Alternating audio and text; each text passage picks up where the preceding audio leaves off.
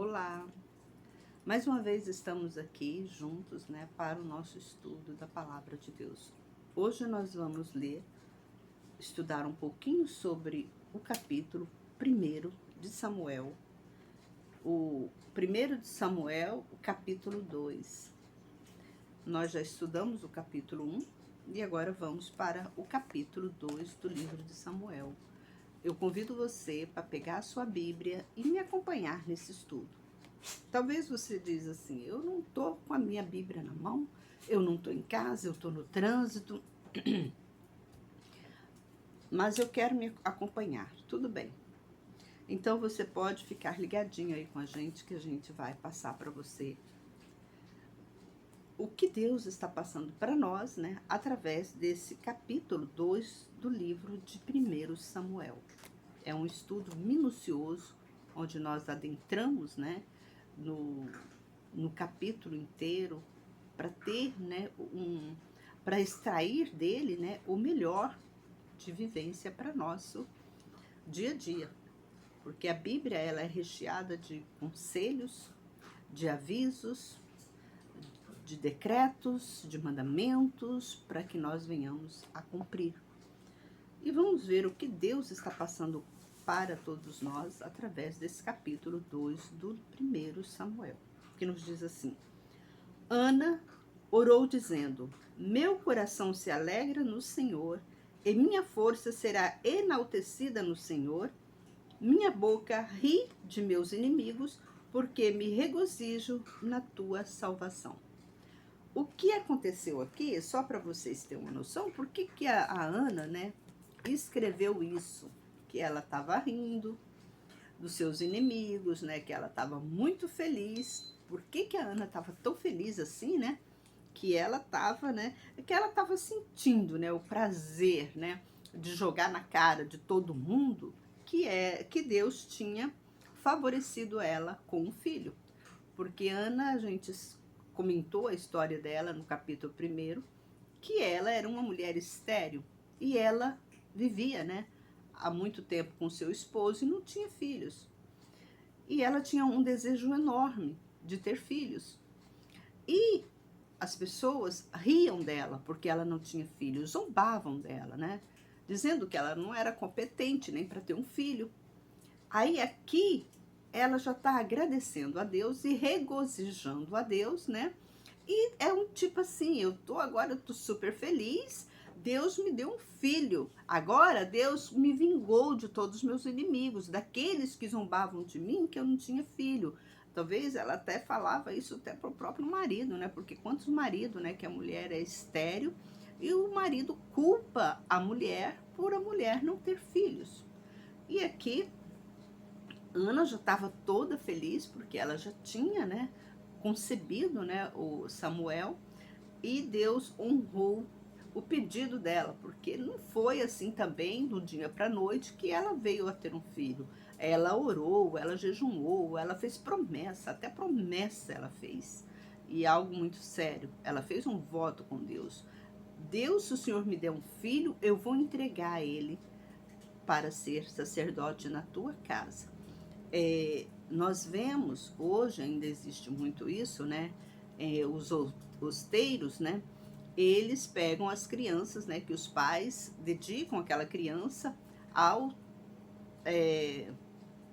profissão de sacerdócio, e aquelas crianças já desde pequenininha, elas já vivem no hosteiro lá junto com os sacerdotes, ensinando. Elas já começam desde pequenininha ensinando, conhecendo a palavra de Deus. Então, aqui nós observamos que Ana também levou Samuel.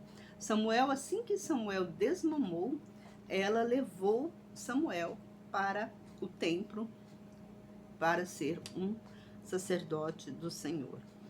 E eu falo para você, ela cumpriu.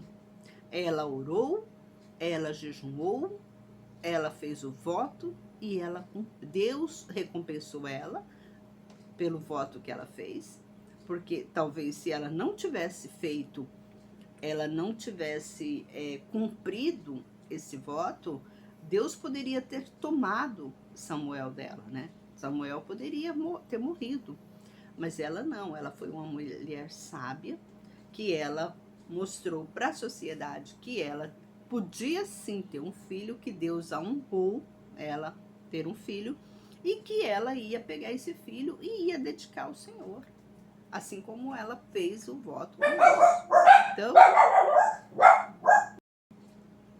Então Ana vai até o templo e entrega Samuel para Eli. Quem é Eli? Eli era o sacerdote da época. Ela vai e leva o Samuel até Eli. Aí vamos continuar aqui. Ela fala, ninguém é santo como o Senhor, porque não há outro além de ti. Não há rocha alguma como o nosso Deus. Não multipliqueis palavras orgulhosas, nem palavras altivas saiam da vossa boca, porque o Senhor é o Deus da sabedoria e pesa na balança todas as coisas. É uma observação que nós temos que olhar. Aqui está dizendo, Deus pesa na balança todas as coisas. Então nós temos que prestar mais atenção no que nós estamos fazendo. Isso aqui é um ensinamento bíblico. Deus está olhando para você. Deus está de olho em você. Então, principalmente, né, nessa época de carnaval, o que você está fazendo? O que você está induzindo outras pessoas a fazerem nesse carnaval? Você está levando essas pessoas até os braços de Deus ou você está levando as pessoas a se prostituírem com Baal? Então nós temos que prestar muita atenção no que nós estamos fazendo aqui na terra, porque Deus está olhando. Eu sempre falo com vocês, Deus é justo. E a justiça dele excede a todas as coisas. A todas as coisas. Então, não pensa assim, isso aqui é uma coisinha só, Deus não vai me julgar, Deus não vai me castigar por isso. Pelo contrário, para Deus não tem pecadinho e pecadão. Tudo ele pesa na balança. Tudo tem seu peso, né? Tudo tem seu peso. Você vai comprar alguma coisa que é aquilo, aí lá ele pesa. Quantos quilos você quer? Eu quero 200 gramas, eu quero 300, eu quero 50 gramas, eu quero 10 gramas. Que a gente sempre compra, né? Aqueles sachêzinhos de condimentos, né? Então, aquilo lá tem 10 gramas, mas 10 gramas tem um valor. Então, tudo tem valor diante de Deus. A própria natureza, né, nos ensina que tudo tem um valor. Você não compra, você não vai no mercado e pede uma bala. Antigamente dava muito bala de troco, né? Agora, graças a Deus, que esse costume já caiu. Já não está mais, né, na mídia atualmente. Porque eu lembro, não sei se você é desse costume, mas eu lembro que a gente ia no mercado fazer compra, aí 50 centavos, 80 centavos, eles tacavam bala na gente. Era tanta bala que você tinha. Se você fosse no mercado 10 vezes comprar, 10 vezes você ganhava bala. Porque eles não davam troco, alegavam que não tinha troco. Sendo que tinha muito mais, né? Se você parar para pensar, tinha muito mais troco, sim. Eles que, para induzir a vender mais, o comerciante a vender mais, ele vendia, né? Entregava as balas para você. Então, vamos continuar aqui.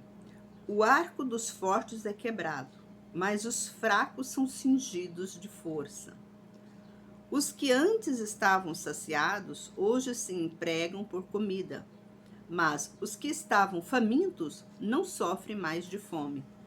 A quem era estéril tem 7 filhos, mas a que tinha muitos filhos ficou enfraquecida. O Senhor é quem mata, é quem faz viver, e quem faz descer a sepultura e faz subir. O Senhor é quem empobrece e quem enriquece, e quem humilha e também exalta. Essa palavra aqui, esse estudo aqui, a gente observa que Ana, ela teve, depois que ela teve Ismael, ela teve, eu creio que ela teve mais 6 filhos, porque aqui fala que a estéril tem 7 filhos. E quem fez essa daqui era um louvor, e quem fez esse louvor foi a Ana que estava louvando a Deus, né? Aí ela estava falando que Deus humilha, Deus exalta, Deus enriquece, Deus empobrece, Deus tem direito sobre a sua vida para levar você, para tirar a sua vida. Só Deus tem esse direito de tirar a vida de alguém aqui na Terra. Aí você fala assim, mas muita gente já matou, né? Muita gente já matou. Só que essa pessoa que mata alguém, essa pessoa vai ter que dar conta do sangue derramado daquela pessoa que ele matou. Olha como que é, né? E tem gente aí que eu já vi muitos homens, né, dizendo que já matou mais de 100 pessoas. Teve um cara mesmo aí que eu estava estudando o caso dele. Ele estava comentando que já tinha perdido as contas de quantas pessoas que ele já tinha matado. Mas ele, nas contas dele, já tinha matado mais de 110 pessoas. Agora imagina como que esse cara, né, tem um peso, né? Um peso nas costas muito grande, porque ele vai dar conta dessas 110 pessoas. Ele disse que ele perdeu a conta. Até quando ele contou, já tinha mais de 110 pessoas mortas. Vamos continuar. Levanta o pobre do pó, exalta o necessitado, desde o monte de lixo, para fazê-lo sentar entre os príncipes e para fazê-lo herdar o trono da glória. Isso aqui a gente viu que aconteceu, né, com Davi, aconteceu com Salomão, né? Salomão também, da onde que veio Salomão, né? A origem de Salomão. Se você parar para analisar a mãe dele, né? A mãe dele, o pai dele, o pai dele não, a mãe dele, né? Veio de uma família bastante pobre. Davi também veio de uma família bastante pobre. Então nós temos que ver como que Deus exalta a pessoa, né? Quantas pessoas que não tinham nada hoje tem muita coisa, né? Isso por quê? Porque Deus, ele abençoa. É Deus que vê a sua sinceridade, o seu amor para com ele. Aí ele abençoa. Porque quando Deus olha para você e vê que você não está sendo obediente, claro que ele não vai te dar nada. Mas quando uma pessoa é obediente, é sincero, é temente a Deus, Deus abençoa. E aqui a gente pode ver isso, né? A Ana foi uma mulher muito temente a Deus, muito humilde. Ela, o tempo todo, ela ficou muito tempo sem ter filhos, mas ela também estava sempre pedindo a Deus, nunca desanimou. Enquanto ela tinha fôlego, enquanto ela tinha vida, ela estava pedindo a Deus um filho. E Deus deu mais 6 para ela. Além de Samuel, deu mais 6. E vamos continuar. Porque as colunas da terra são do Senhor, e assentou o mundo sobre elas. Ele guarda os pés de seus santos, mas os perversos ficam mudos nas trevas da morte, porque o homem não prevalece pela força. Ninguém prevalece pela sua força. Nós vemos esse estudo, nós viemos acompanhando esse estudo desde do primeiro Gênesis, né, que a gente veio acompanhando, e a gente percebeu durante todo esse nosso estudo que como Deus livrou o povo de Israel, né, um povo totalmente escravizado, um povo pobre, um povo humilde, um povo desprezado por outras nações, por eles e ser um povo escravizado lá no Egito. Então foi um povo bastante humilhado. E Deus exaltou esse povo. Deus exaltou tanto que chegou um momento que as outras nações, só de ouvir falar que Israel estava aproximando, eles tremiam, porque eles temiam o povo de Israel. Quando esse mesmo povo, estava obedecendo a voz de Deus. Mas quando esse povo começou a desobedecer a voz de Deus, isso nós aprendemos no nosso estudo. Quando esse povo começou a desobedecer a voz de Deus, aí o que acontece? Aconteceu muitas guerras, muitas matanças, muita gente foi morta, porque eles desobedeceram.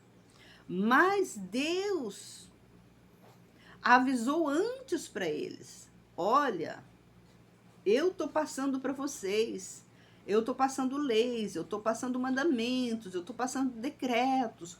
Ouve minha palavra, sede santo, porque eu sou santo. Deus estava o tempo todo comentando isso para eles. Mas aí o que aconteceu? A rebeldia. Eles amaram mais o mundo do que a Deus.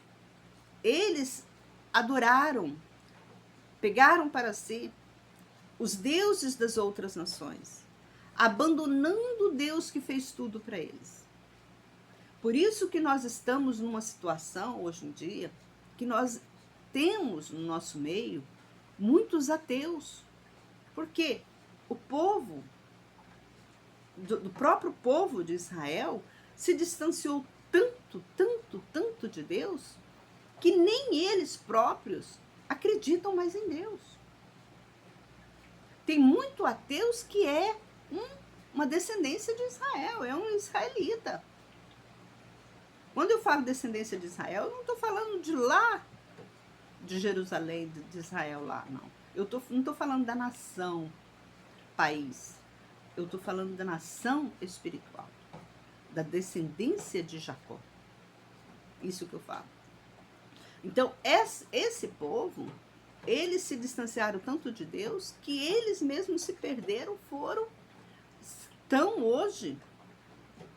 Tem muitos filhos, né? Quando eu falo filhos de Israel, tem muitos filhos de Israel hoje que é ateu. O que é a palavra ateu? Ateu é uma pessoa que não acredita em nada. Não acredita em Deus. E ele é uma descendência. Ele veio, se você for olhar a árvore cronológica dele, você vai perceber que essa pessoa, sim, ela tem sangue dos filhos de Jacó. E essa pessoa virou o quê? Um ateu. Olha como que nós chegamos, a que ponto que nós chegamos, o ser humano chega. O afastamento, né, de Deus. Como que ficou afastado o homem de Deus? Aí aqui fala: os que contendem com o Senhor serão quebrantados. Trovejará contra eles desde os céus. O Senhor julgará as extremidades da terra. Dará força ao seu rei e exaltará o poder do seu ungido. Eucana então se retirou para sua casa em Ramá, mas o menino ficou servindo ao Senhor diante do sacerdote Eli. Ela vai, entrega, né, o Samuel para Eli criar dentro dos mandamentos de Deus. Isso aqui era muito comum.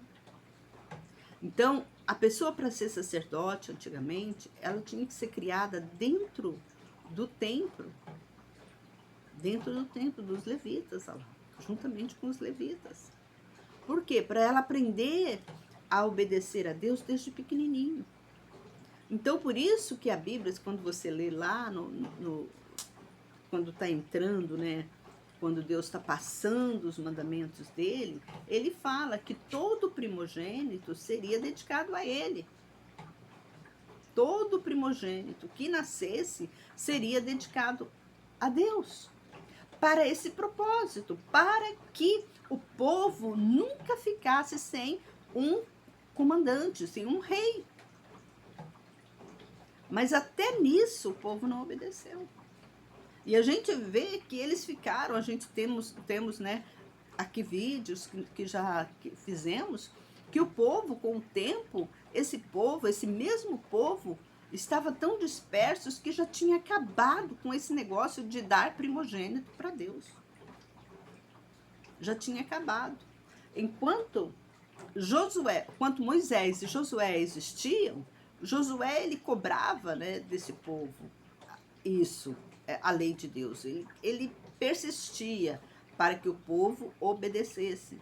Josué também, tanto que quando Deus consagra Josué para continuar o caminho no lugar de Moisés, Deus diz para Samuel, para Josué, ser forte, muito corajoso. Porque Deus sabia o que ele ia passar. Então a gente observa aqui que aqui já estava, né, meio disperso. Já não tinha mais aquela obediência de dar o primogênito a Deus. A Bíblia fala que era para dar o primogênito de tudo que tem na casa. Esse é os 10 mandamentos, esse é lei de Deus. O primogênito dos homens, o primogênito dos animais, o primogênito da colheita, tudo era consagrado a Deus. Por que Deus mandava isso? Porque tinha um local onde essas crianças, né, os primogênitos, eles ficavam. Era como os hosteiros hoje em dia. Então, lá eles ficavam. E por que precisava de levar alimentos? Porque os levitas, eles precisavam alimentar essas crianças. Eles precisavam de alimentos para eles próprios, porque eles trabalhavam só no serviço da casa de Deus. Orientando o povo a servir a Deus, orientando o povo a obedecer a Deus. Olha como que ficou tão distante, né, hoje. As próprias religiões, elas só pensam em cobrar dízimos e ofertas, mas elas não fazem nada, né, nesse sentido, para agregar um valor mais significativo da presença de Deus. Hoje, para você ser um pastor, em muitas denominações aí, você tem que ter curso de teologia. E esse curso de teologia, né, entre aspas, foi elaborado por um homem. Aí já vem por um homem dentro daquela doutrina religiosa, daquela seita religiosa, digamos assim, para transmitir ao povo. Então aquilo ali não é a verdadeira doutrina de Deus. Às vezes você está seguindo um segmento religioso, mas esse segmento religioso não está alinhado com o direcionamento que Deus está passando para o seu povo. Tá entendendo? Aí você tá numa vida, você fala assim, minha vida nunca vai para frente. Eu sempre tenho uma coisa que me atrapalha. As igrejas hoje em dia, os templos religiosos hoje em dia, eles estão cada dia mais enfraquecidos. Por que isso? Porque o distanciamento de Deus está muito longe. Eles já são muito distantes de Deus. Por quê? Por não obedecer, por não fazer essa leitura bíblica diante das pessoas na igreja. Eles não fazem esse estudo minucioso. Você não vê. Você vê muito estudo nas igrejas, muita pregação, muito blá, blá, blá. Isso que eu falo. A pessoa que conhece a Bíblia, quando vai numa igreja, ela não tem paciência para assistir um culto. Vou te contar. O verdadeiro cristão, hoje em dia, ele não tem paciência para sentar num banco de igreja e assistir uma pregação. Por quê? É só blá, blá, blá, blá. É aquele arroz com feijão Tudo que o outro repete, ele repete. Aí, para mostrar que ele é um intelectual, né, da Bíblia, ele começa a jogar com as palavras bíblicas. Ele começa a ler Samuel, ele começa a ler Filemão, ele começa a ler Hebreus, ele começa a ler Mateus e começa a dizer, né? Vamos ler agora lá em Mateus, lá em Salmo tá isso, lá em Hebreus tá isso, Tito falou assim, apóstolo Paulo, assim. Aí as pessoas, nossa, esse homem é muito estudado, ele passou a Bíblia toda. Ele fez uma farofa e jogou de qualquer maneira para você engolir. E você achou, nossa, que culto abençoado que nós tivemos hoje, né, irmã? Nossa, maravilhoso. Mas você não sabe que jogaram para você. Você não tem ideia do que eles jogaram para você. E você engoliu como fosse, né? E você vê muita gente dando glória a Deus. Gente, é assim... Não dá nem para dar nojo. Dá nojo, sinceramente, dá nojo. Talvez você fale, nossa, irmã, senhora... Irmão, para seguir a Deus... A Bíblia não é eu que estou falando, não. É Deus que diz, sede santo, porque eu sou santo. Deus gosta das coisas direitinho. Sem falar que você vai dentro de assistir um culto, parece mais que você está numa reunião qualquer, numa reunião de condomínio. Porque é um blá blá blá dentro da igreja, conversando. Sem falar que as pessoas, né, hoje em dia, não leva mais a Bíblia para a igreja, leva celular, né? Celular. Por isso que muitos crentes são roubados.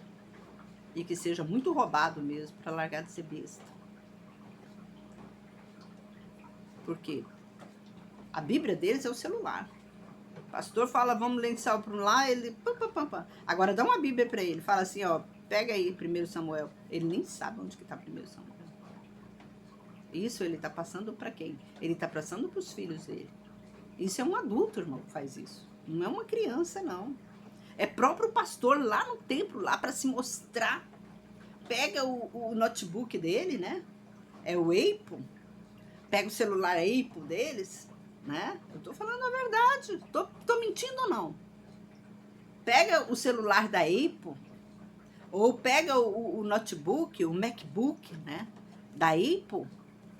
Né? E coloca lá na frente da igreja lá.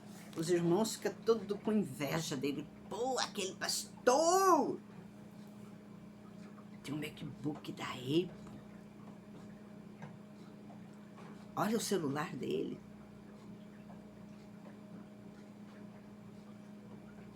Tá aproveitando de vocês. Por que ele tá com o notebook da Apple? Por quê? A mensagem dele, ele já traz tudo ali. Já tá tudo programado para vomitar na cara de vocês. Tudo vomitadinho. É só ele despejar o balde, né, na cara de vocês. E você está dando lá, glória a Deus, aleluia. E Deus está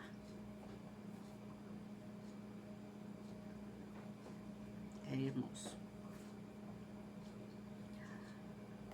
A porta do céu é estreita e apertada, sede vigilantes. Ouve a palavra de Deus.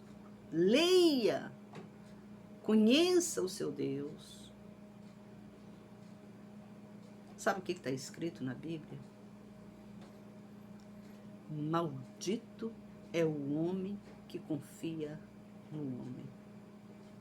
Maldito. Você sabe o que é uma palavra maldito? Pois é isso aí. Continuamos. Os filhos de Eli, porém, eram ímpios e não conheciam o Senhor. Era costume desse sacerdote para com o povo que alguém oferecendo algum sacrifício e estando cozinhando a carne, vinha o servo do sacerdote tendo na mão um garfo de 3 dentes, metia-o na panela ou no tacho ou no caldeirão ou na marmita e tudo que o garfo tirava, o sacerdote tomava para si. Assim se fazia a todo Israel que ali ia a Siló. Tá vendo?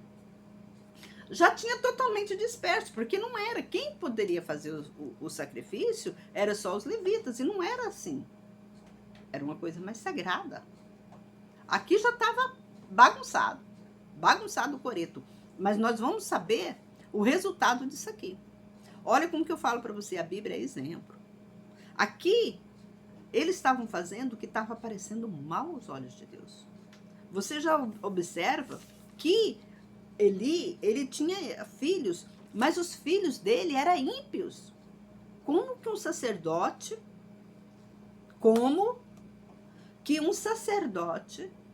vai dirigir, né, vai sustentar um povo na palavra de Deus, sendo que a própria família dele não seguia os mandamentos dele?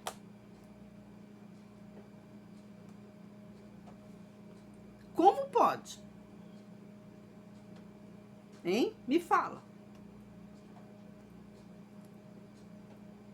E antes de queimar-se a gordura, o servo do sacerdote vinha e dizia ao homem que sacrificava: dá ao sacerdote essa carne para assar. Olha só. Porque ela não receberá de ti carne cozida, mas crua. Se o homem que ofertava lhe respondia: seja queimada a gordura antes e depois, toma quanto quiseres. Ele lhe dizia então: não, hás de dá-la agora, senão eu a tomarei à força. Por isso era muito grande o pecado desses rapazes perante o Senhor, porque eles desprezavam a oferta do Senhor. Porque na Bíblia, nos mandamentos de Deus, Deus proibia comer. Quando era alguma coisa ofertado a Deus, eles não poderiam comer. Era ofertado a Deus. E não poderiam comer a gordura. A gordura eles não podiam comer, mas eles comiam. Tá vendo? Eles eram desobedientes. E Eli, né? Eli, que era o sacerdote na época, permitia tudo isso. Permitia que os filhos deles fizessem isso. Foi uma grande abominação aos olhos de Deus. Nós vamos continuar esse estudo que você vai ver. E tem pessoas, no nosso cotidiano, na nossa vida hoje em dia, na nossa atualidade, que não respeita a casa de Deus. Que pega o dízimos, as ofertas, para quê? Para comprar celular, para comprar para comprar notebook da Apple, para comprar celular da Apple, para comprar carro importado, carro elétrico, carro automático. Daqui a pouco você não vai ver mais motorista, mais pastor dirigindo o carro, porque ele vai comprar aquele carro que dirige sozinho. Já está para chegar. Agora no Brasil aqui chegou mais de 5.000 carros elétricos da China. Foi deixado tudo aqui no porto de Vitória, Espírito Santo. Mais de 5.000 carros elétricos. Está espalhado todo aqui em Cariacica e Viana. Esses carros para distribuir para o Brasil inteiro. E esses carros são de quem? Quem que tem dinheiro para comprar esses carros? Os grandes, os poderosos. Aposto e ganho que o teu pastor deve ter um carro elétrico. Se não tem, daqui a pouco ele vai ter um. Pode ter certeza. Daqui a pouquinho ele vai ter um carro elétrico. Irmãos, é isso que acontece. É isso que acontece, infelizmente. Os pastores, eles estão interessados no seu dinheiro. Eles não estão interessados na sua santidade para com Deus. Não. Eles estão muito interessados no seu dinheiro, para eles terem uma vida bem regalada aqui na terra, uma vida de conforto. Enquanto você está comendo pão com ovo, eles estão nos grandes restaurantes comendo, né, do bom e do melhor. Deixa eu só aumentar o meu ar aqui que está esquentando.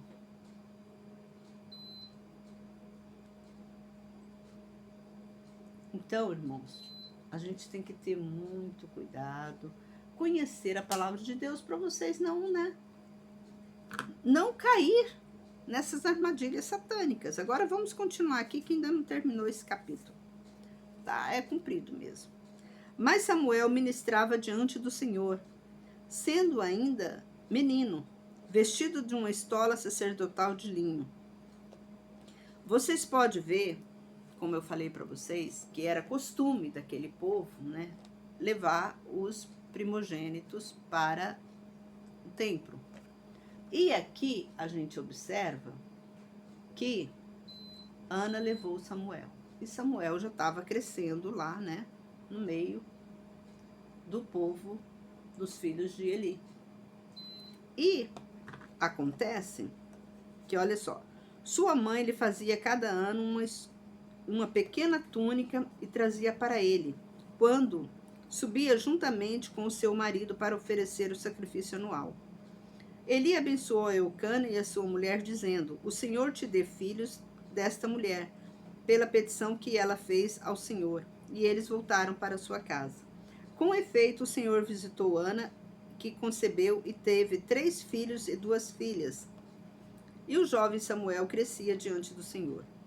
Eli, porém, já era muito idoso e ouvia a respeito de tudo o que seus filhos faziam perante todo Israel, e se deitavam com as mulheres que serviam à porta da tenda da congregação. Quantos pastores que não deitam com mulheres de outros homens, dos membros da igreja? Mesma coisa que os filhos de Eli faziam. Olha só a abominação que eles faziam dentro do templo. E o pessoal ainda não via isso. O povo de Israel não via essas coisas. Por quê? Porque todo o pessoal, o povo de Israel também estava disperso, também estava fazendo a mesma coisa. É que ele fala, se os filhos de Eli faziam isso, eles achavam também que eles podiam fazer, que não era pecado, porque Eli, que estava na cabeça ali, não ligava para os próprios filhos. E olha só, vamos continuar. E disse-lhes: Por que fazeis tais coisas? Pois ouço todo este povo falar de vosso mau procedimento. Não, meus filhos, a fama que eu ouço não é boa. Estais fazendo o povo do Senhor transgredir. Se o homem pecar contra seu próximo, o Senhor julgará. Mas se o homem pecar contra o Senhor, quem intercederá por ele? Mas eles não ouviram a voz do seu pai, porque o Senhor queria matá-los. Mas o jovem Samuel ia crescendo em boa estatura diante do Senhor e diante dos homens. Um homem de Deus veio a Eli e disse-lhe: O Senhor diz assim: Verdadeiramente não me manifestei à casa de teu pai, estando os israelitas ainda no Egito, na casa de Faraó? Eu o escolhi dentre todas as tribos de Israel para ser o meu sacerdote, para subir ao meu altar, para queimar incenso e para trazer a estola sacerdotal diante de mim. E dei todas as ofertas queimadas dos filhos de Israel à casa do teu pai. Por que desprezai o meu sacrifício e minha oferta, que eu ordenei, fizessem a mim em minha morada? E por que honras mais a teus filhos do que a mim, de modo a vos engordardes do principal de todas as ofertas do meu povo de Israel? Olha só. Vai, né, um anjo lá e conversa com Eli. Olha, por que você fez isso? O anjo já está cobrando a Eli. Eli, por que você está fazendo isso? Você não sabe que não é essa lei que eu passei para você? E vamos continuar. Contudo, o Senhor, Deus de Israel, diz: Verdadeiramente eu tinha dito que a tua casa e a casa do teu pai andariam perpetuamente diante de mim. Mas o Senhor diz agora: Longe de mim isto, porque honrarei os que me honram, mas os que me desprezam serão desprezados. Mas dias virão em que cortarei o teu braço e o braço da casa do teu pai, para que jamais exista um ancião em tua casa. E na angústia tu olharás com inveja toda a prosperidade que trarei sobre Israel, e nunca mais haverá um ancião em tua casa. Mas o homem da tua linhagem que eu não arrancar de meu altar será para consumir-te os olhos e para entristecer a tua alma, e todos os descendentes da tua casa morrerão jovens. Olha o castigo que Deus deu para Eli e sua família. Por isso que eu falo, gente, ensina, a Bíblia fala, ensina o teu filho no caminho que deves andar. Porque tudo que você está ensinando para os teus filhos, tudo que você está dando exemplo para o teu filho, Deus vai cobrar isso de você. Por quê, gente? Você tem uma plantação, né? Digamos que você tem uma planta. Para aquela planta ficar sempre florida dentro da sua casa, você tem que ter cuidados com ela, não é verdade? Você tem que aguar ela todo dia, você tem que tirar ela, não pode deixar ela muito no sol, não pode deixar muito na sombra, para que ela fica, né? Quem tem viveiros, né, que trabalham com viveiros, eles sabem disso. Eles sabem que sempre está aqui pegando, trocando, né, as plantas de lugares para não tomar muito sol. Eles têm que olhar a temperatura para que eles possam vender umas flores bonitas, né, umas rosas bonitas. Então eles precisam disso. E aqui, para você andar na presença de Deus, para você também ser abençoado, se você tem filhos, você tem que quê? Cuidar desses seus filhos. Por quê? Porque senão os seus filhos serão derrotados e você e toda a sua família. Isso aqui é exemplo para nós. Não é porque Eli fazia isso, Eli fazia aquilo. Aí tem pessoas, né, que vai pegar só esse versículo aqui, ó, quer ver? Mas olha aqui, eu li aqui na Bíblia, quer ver? Eles vão pegar só esse versículo aqui. Eu falo para vocês, a gente tem que tomar muito cuidado. Eu vi aqui que os filhos de Eli, eles pegavam todas as mulheres lá da igreja.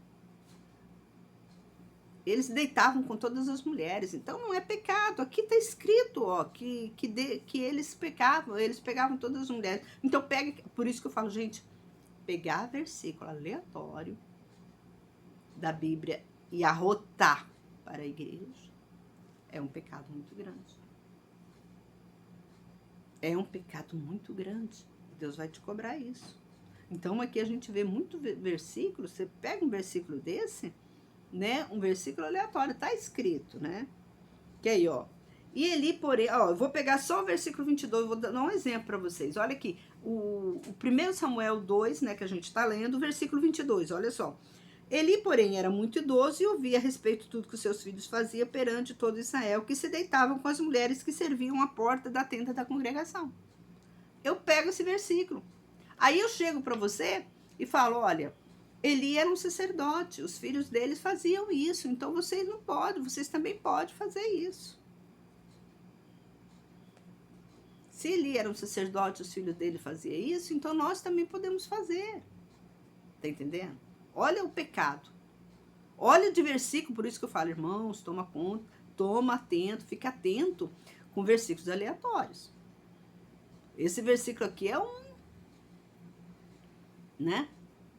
É um incentivo para você adulterar.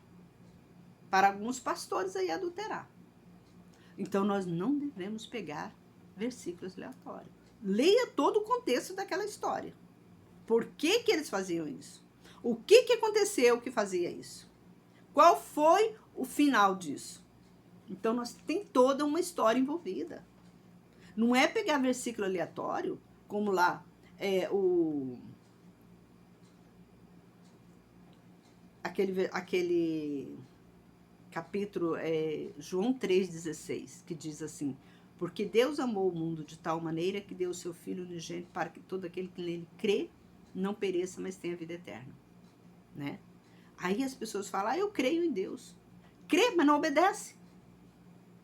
Aquele versículo é um versículo que é assim, conhecido por todo mundo. Todo mundo acha que abraça aquele versículo. A Deus já mandou Jesus aqui, ele já pagou por nossos pecados. Quantas besteiras que eu já ouvi disso de próprio pastor.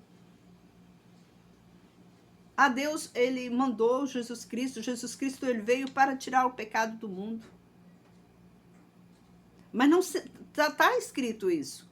Eu vim para tirar o pecado do mundo, mas só que tem um contexto por quê atrás daquilo. Tem uma história. Ele não veio para tirar o pecado do mundo, assim, aleatório. Você agora, como tem muitos, nós vivemos no tempo da graça. Que graça? Que graça! Se você vivesse no tempo da graça, não tinha adultério, não tinha... nós não teríamos, assim, esse sentimento de pecado, de sentimento de inveja. Nós não teríamos sentimento de inveja. Já tinha acabado, não é? A inveja não é pecado? Então, se ele veio tirar o pecado do mundo, então já acabou, não tem inveja. Não era para ter inveja, era para ter só amor, só união. Não é verdade? Para pensar, seja adulto. Mas quando ele disse isso, tem um contexto atrás. Tem uma história.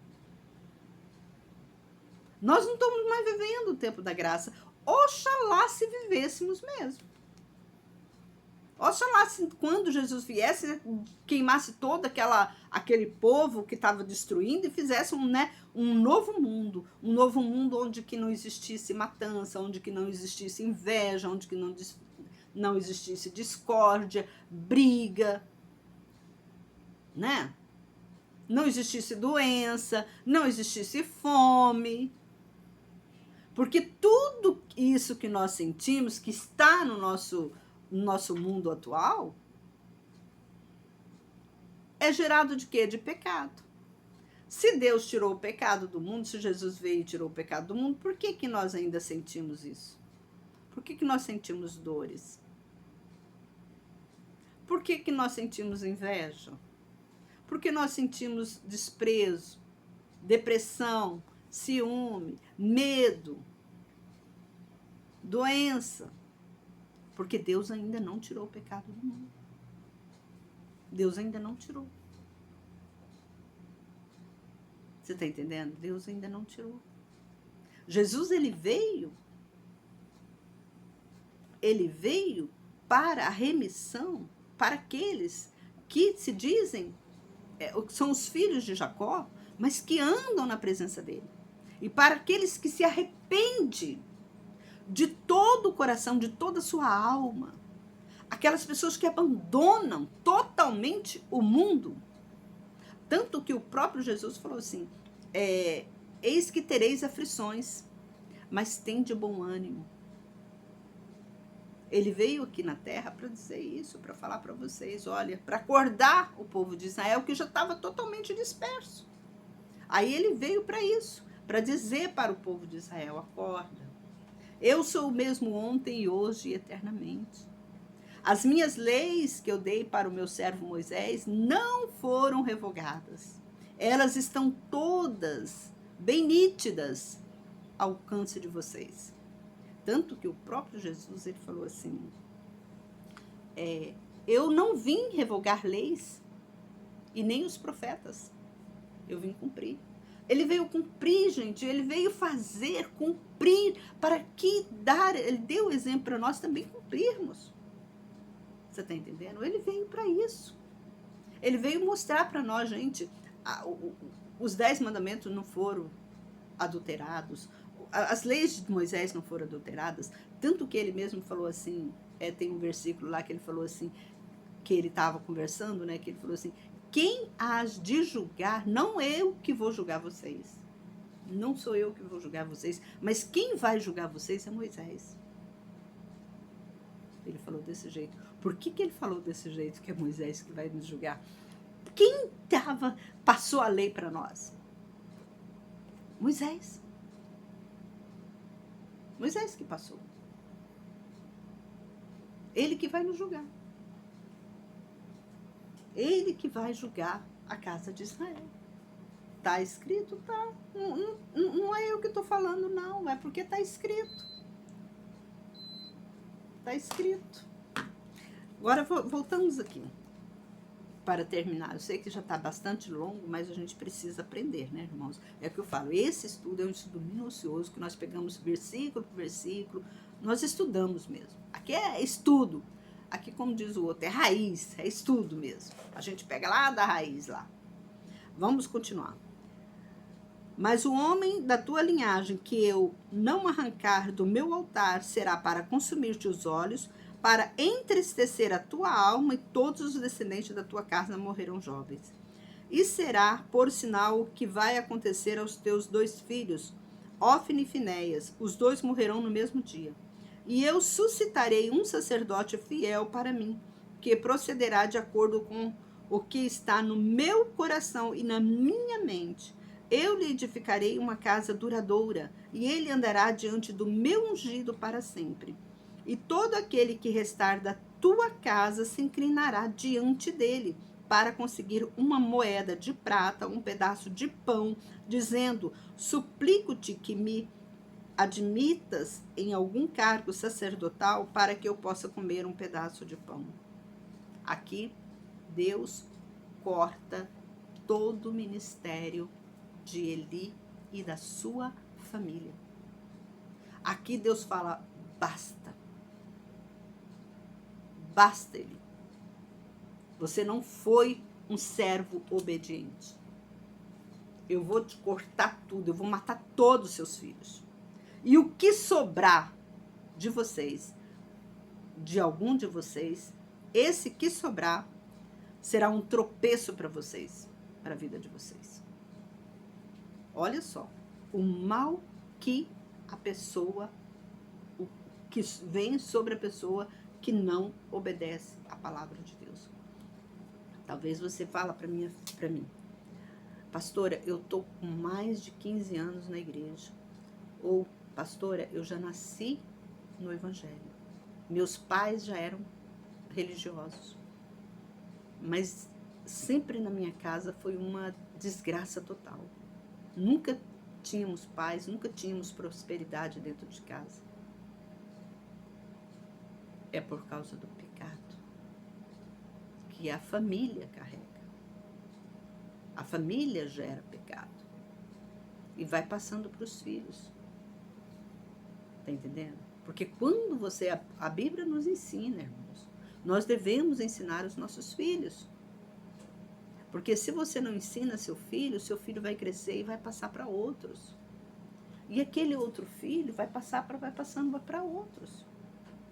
Então nós temos que ter muito cuidado que nós estamos transmitindo para os nossos filhos, principalmente se você é um pastor, se você trabalha num templo evangélico, você tem que ter muito mais responsabilidade do que você está fazendo para transmitir para os povos. Porque você pode estar aparecendo, por isso que a Bíblia fala, fugir da aparência do mal.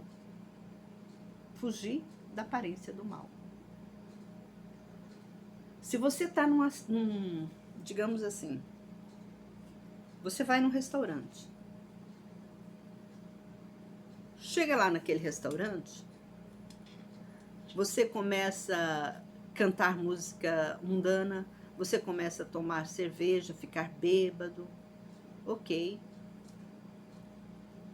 À noite você está dentro da igreja administrando. Só que aí eu estava bem longe, pastor, eu estava longe, ninguém me conhece ali naquele lugar, não. Eu estava bem longe, então eu me extravaguei, né? Extravaguei. Eu estava longe de casa ali, eu fiz aquilo ali.